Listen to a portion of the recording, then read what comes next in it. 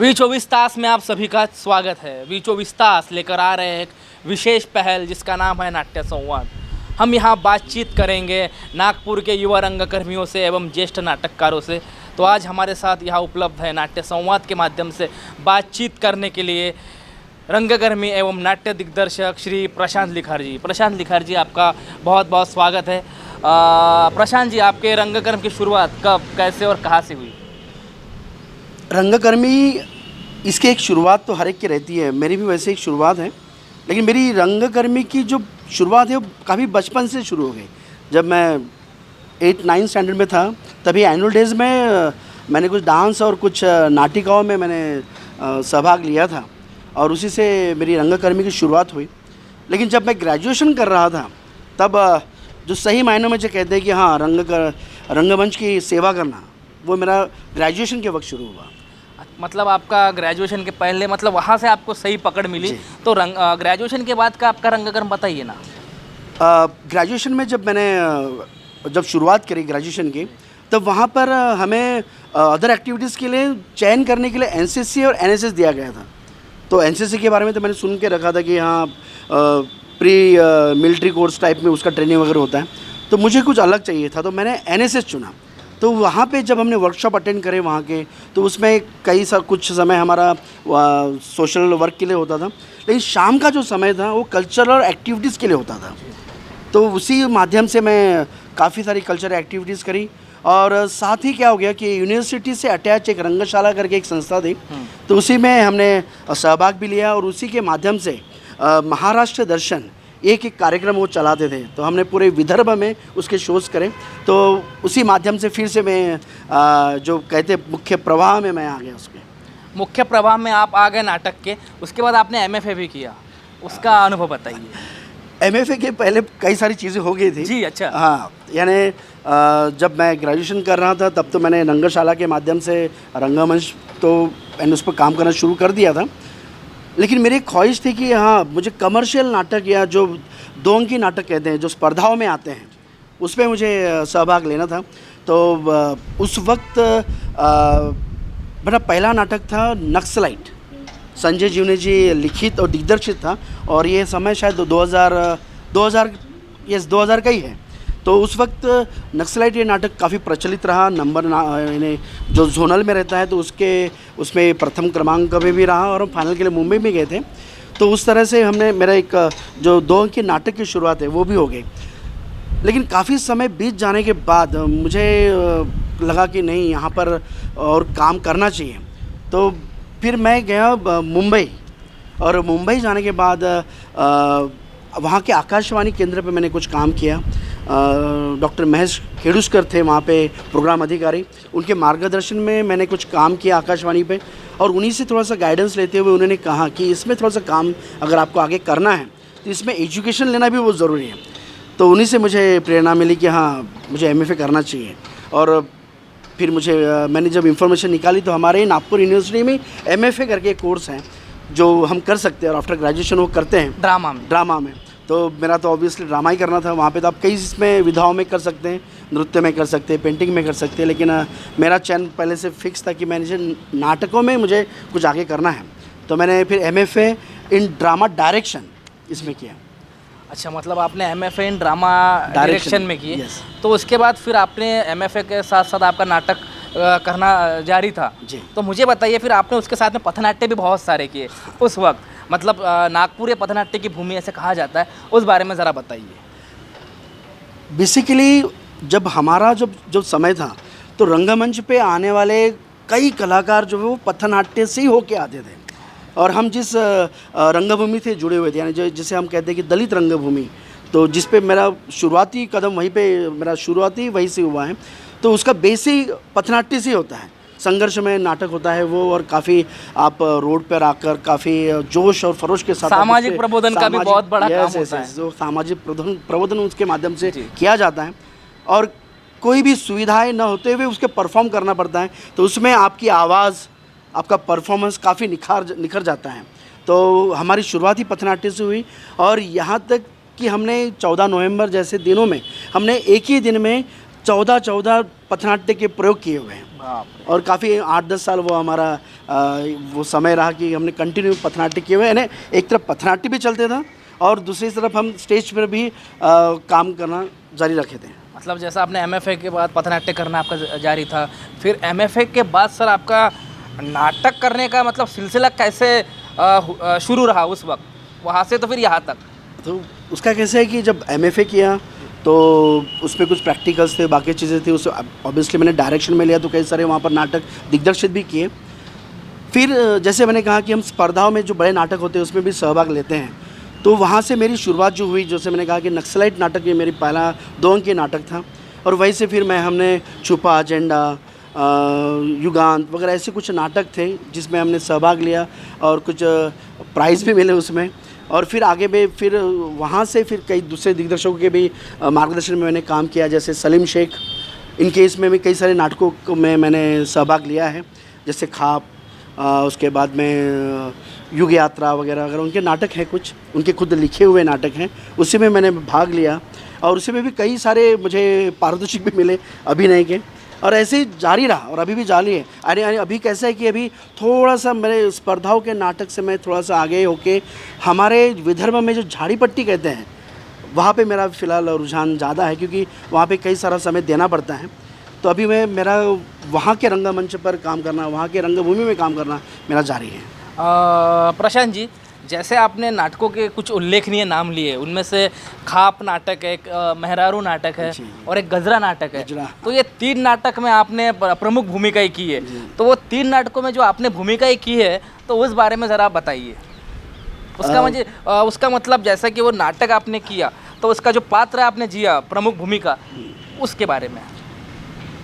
देखिए, आपको यानी एक दिग्दर्शक आपको देख के आपको एक रोल देते हैं, लेकिन उसको निभाना है आपको अपने अभ्यास से, अपने परिश्रम से, अपने काम से, अपने वक्त। तो वो कैसा है कि सलीम तो एज ए राइटर ही है और दिग्दर्शक भी है, तो वो तो उसका बेनिफिट हमें ये मिलता था कि वो कई सारे कैरेक्टर्स के जो छोटे छोटे जो पहलू होते हैं वो हमें समझ में आते थे, और उसको रीडिंग से और बाकी चीज़ों से हम उसको परिपक्व भी बनाते हैं।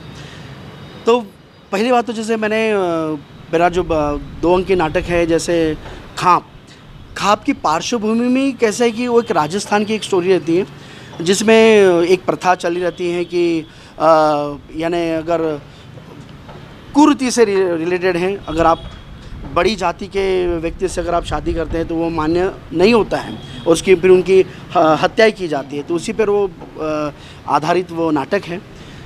तो काफ़ी वो मुझे नज़दीकी वो पात्र लगा, क्योंकि उस वक्त का जो सामाजिक जो एक तरह का जो वातावरण है उसी तरह का है।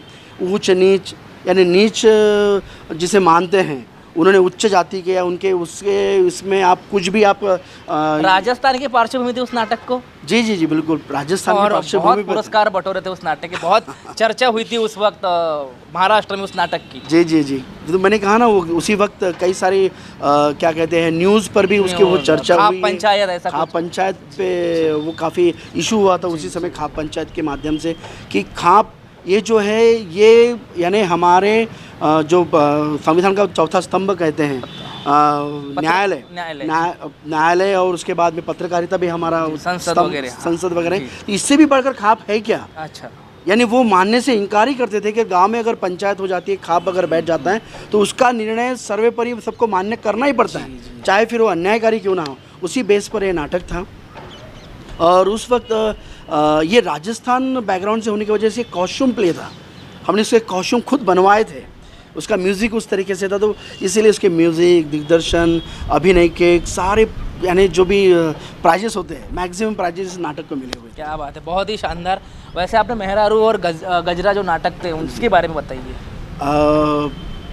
गजरा ये नाटक काफ़ी यानी संवेदनशील विषय पे, मतलब बोल्ड कहिए, बोल्ड विषय है। कोई दिग्दर्शक या कोई भी उसे स्पर्धाओं में उतारने की मतलब सोचता नहीं है, क्योंकि काफ़ी बोल्ड विषय है, उसको बड़ी नाजुकता से उसको प्रेजेंट करना पड़ता है, क्योंकि एक सादा सिंपल सा एक उसमें डिफरेंस होता है, अगर छोटा सा अगर स्लैंड हो जाए तो अश्लीलता की तरफ वो बढ़ जाता है।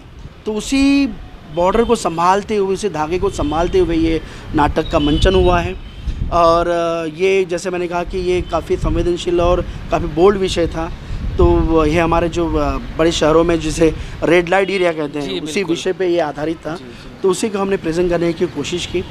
ये एक अवेयरनेस के तौर पे भी हमने किया हुआ है, उसका मंचन। और इस नाटक को भी बहुत सारे पुरस्कार मिल चुके हैं। जी, मैं खुद इस नाटक को साइंटिफिक हॉल में देखा था, जब राज्य नाट्य स्पर्धा में नाटक हुआ था, मंचित हुआ था, उस वक्त मैंने देखा था। बड़ा ही शानदार प्ले था ये। आपने मेहरारू में भी एक अच्छा रोल प्ले किया है। हाँ, उस बारे में थोड़ा बताइए। तो मेहरारू का वो जो प्ले था वो कैसा था कि एक फैमिली गांव से स्ट्रगल करने के लिए यानी नागपुर जैसे बड़े शहर में आती है, खुद को वो स्टैंड करना चाहती हैं, लेकिन कैसा है कि हर कोई सक्सेस नहीं हो पाता उसमें। तो उसी का स्ट्रगल दिखा हुआ है कि एक लड़का अपनी मेहनत से यहाँ पे कोशिश करता है कुछ बन जाऊँ, लेकिन ऐसा कुछ होता नहीं है और वो उसी जद्दोजहद में वो फंसा रहता है। और उसी बेस पे था उसका पात्र करते समय काफ़ी नज़दीकी महसूस हुई, क्योंकि ये ऐसे कैरेक्टर हम समाज में देखते हैं। यानी हम पेपर में देखते हैं कि फ़लाना आदमी बाहर से आया और सक्सेस हो गया, ये लाखों में एक होता है, लेकिन जो एक के बाद जितने बच जाते हैं वो सारे हमारे समाज में दिखते हैं कि उनका स्ट्रगल ख़त्म होता ही नहीं है, उनका प्रयास अब भी जारी है और जारी रहता है। सही बात कही कि नाटक और सिनेमा ये ऐसे माध्यम है जो समाज को आईना दिखाने का काम करता है। सही कहा आपने। प्रशांत जी, आपने पथनाट्य किए, लाइव नाटक किए, आपने कमर्शियल नाटक भी किए, साथ में आपने झाड़ी पट्टी के नाटक भी किए और आपने साथ में महानाटक भी किए। तो लाइव नाटक, कमर्शियल नाटक, एकांकिका, पथनाट्य, शॉर्ट फिल्म्स, मतलब कैमरा के सामने का काम, आपने एल्बम में भी काम किए, आपने महानाटक भी किए। तो ये सारी विधाओं में आपने काम किए। तो ये सारी विधाएं करते हुए मतलब आपको इस ट्रैक से उस ट्रैक पर जाना, उस ट्रैक से इस ट्रैक पर जाना, मतलब सरल कैसे लगा? देखिए कैसा है कि हर एक का प्लेटफॉर्म अलग है। जैसे कि कहा कि नाटक हम मंच पे करते हैं, पथनाट्य हम किसी परिसर में करते हैं, किसी रोड के किनारे करते हैं, या हम कहेंगे कि कैमरे की जब बात आती थी तो वहाँ पर कैमरे के सामने हम जब काम करते तो उसका दायरा फिक्स होता है। ये सारी टेक्निकल चीज़ें हैं, ये ऑब्वियसली थोड़ा सा कठिन जाता है, लेकिन काम करते करते आप सीख लेते हैं।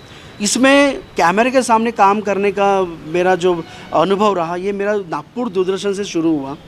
नागपुर दूरदर्शन वहाँ पे अपने यहाँ नागपुर सिविल लाइन में वहाँ पे स्थित है। वहाँ पर मैंने कई सारे दूरदर्शन के कार्यक्रम किए हुए हैं। यानी जैसे होली के निमित्त जब होता है या नए साल के निमित्त जो कार्यक्रम वहाँ पर बनाए जाते हैं, उसमें मेरा सहभाग रहा है। उसी की वजह से कैमरे के सामने काम करना, ये मुझे वहाँ से कुछ क्या कहेंगे अनुभव मुझे वहाँ से मिला हुआ है। और वहाँ के जो दिग्दर्शक थे, वहाँ के जो निर्जम पाठक जी थे, उन्होंने कई सारे हमें टिप्स देते थे कि बेटा ये नाटक ऐसे होता है और कैमरे के सामने काम करते समय ऐसी चीज़ों को हैंडल किया जाता है।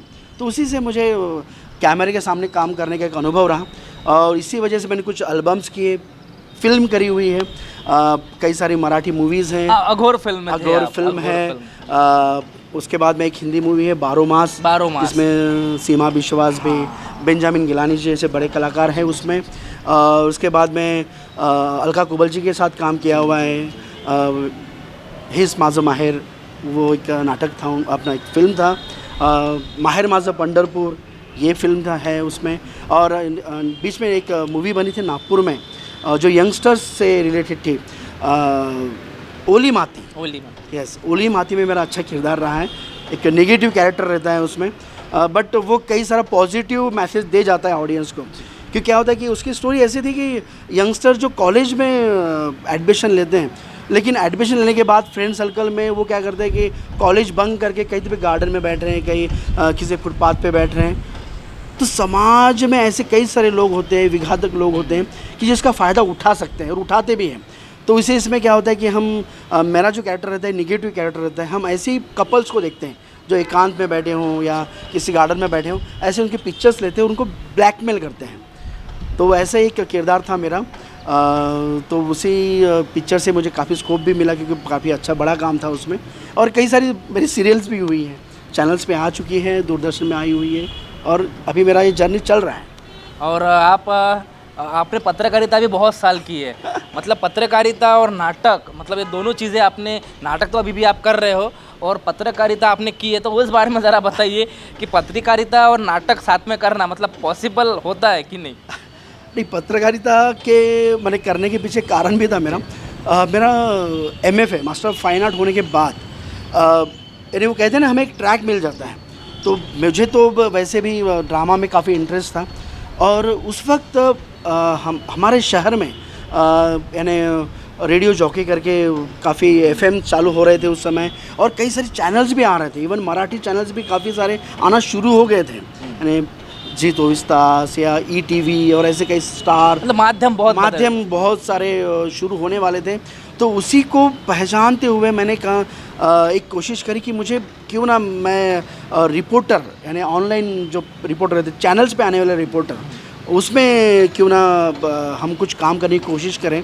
क्योंकि उसके पहले क्या हुआ था कि जब पेपर जब इंटरनेट पे आने लगा, तो उस वक्त मेरा चयन भी हुआ था लोकमत के ई पेपर में, लेकिन वहाँ पर सिर्फ मेरे पास डिग्री ना होने की वजह से मुझे सेकंड रखा गया, और किसी और के पास डिग्री था फर्स्ट रखा गया, तो उसको फर्स्ट रखा गया, उसका चयन हो गया। तो मैंने कहा कि यार नहीं, हमें इसके पीछे नहीं रहना, तो इसलिए मैंने फिर पत्रकारिता का डिग्री भी ली।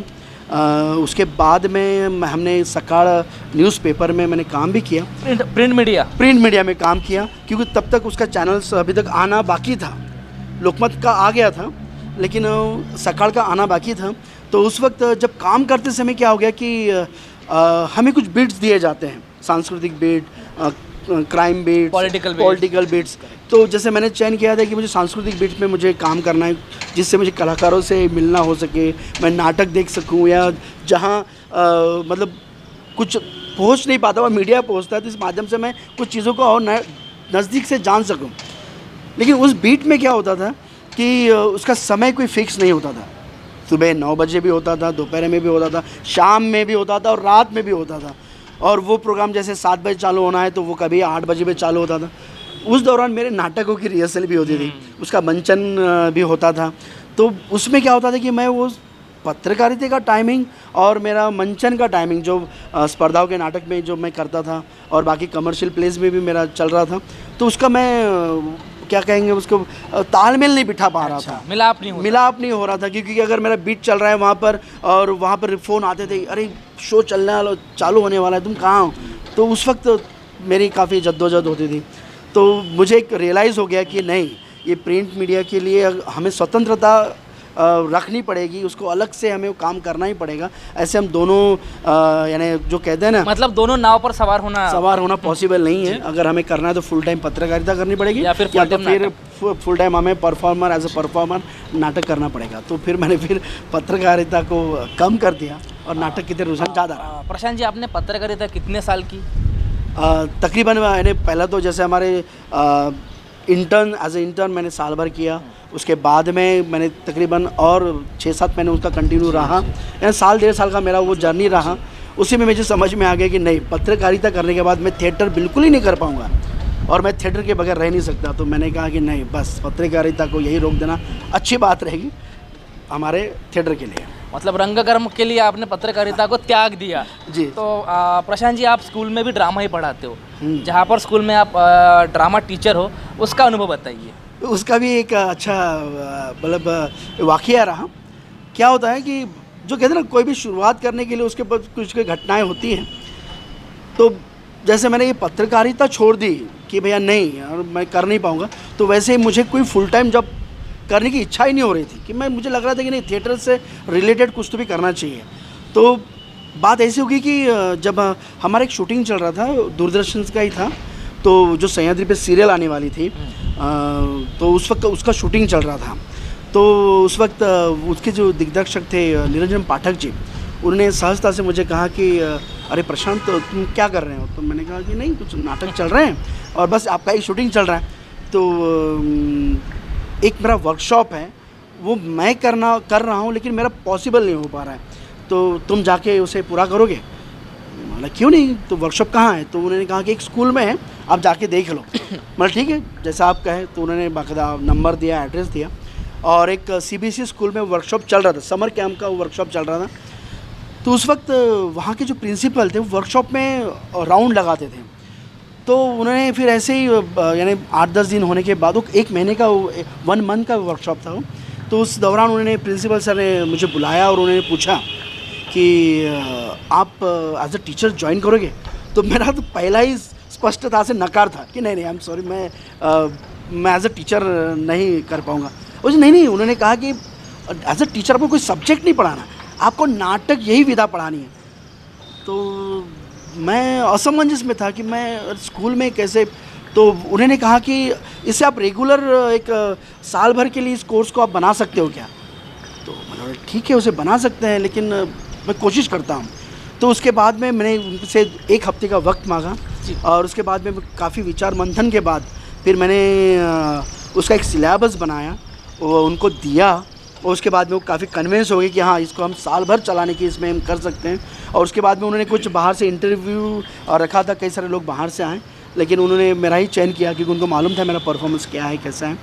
तो उसी माध्यम से मेरा फिर as a drama teacher, I think मुझे लग रहा है कि नागपुर में फर्स्ट टाइम होगा कि किसी स्कूल में एज अ ड्रामा टीचर मैं ज्वाइन हुआ। और अभी विगत उस 2010 से लेकर आज 2020 यानी 10 साल मेरे उस जर्नी को हुआ और एज अ ड्रामा टीचर मैं स्कूल में कार्यरत हूँ। बहुत बड़ी उपलब्धि है आपकी। प्रशांत जी, जैसा कि इतने साल से आप रंगकर्म कर रहे हो जी, तो ये पिछले 6-7 महीनों से कोरोना का जो काल चल रहा है, ये कलाकारों के लिए बहुत ही क्लेशदायक और हानिकारक है। मतलब परफॉर्मिंग आर्ट कहिए या फिर फाइन आर्ट कहिए, बहुत से ऑन स्टेज कलाकार, बैक स्टेज कलाकार, ऑन स्क्रीन कलाकार, बैक स्क्रीन कलाकार, सबको बहुत ही प्रॉब्लम्स का सामना करना पड़ रहा है। तो मतलब ये कोरोना का समय तो आज ना कल जाएगा ही, लेकिन जैसा इसका जो असर हो रहा है कलाकारों पर, उस बारे में आपका क्या ख्याल है? देखिए, अगर आप सिर्फ कोरोना की बात करें तो मैं उसके पहले की भी थोड़ी सी बात कर दूं। मैं कोरोना की बात करता हूं। विगत जहां से हमारा ये थिएटर चालू हुआ है, इसका जर्नी आप देखेंगे और आज का आप थिएटर देखोगे तो काफ़ी उसमें बदलाव आ चुका है। यानी बदलाव ये नियति है, नियति के साथ आप समय के साथ आप बदलते जाते हो और तो आप उसको रोक नहीं सकते हो।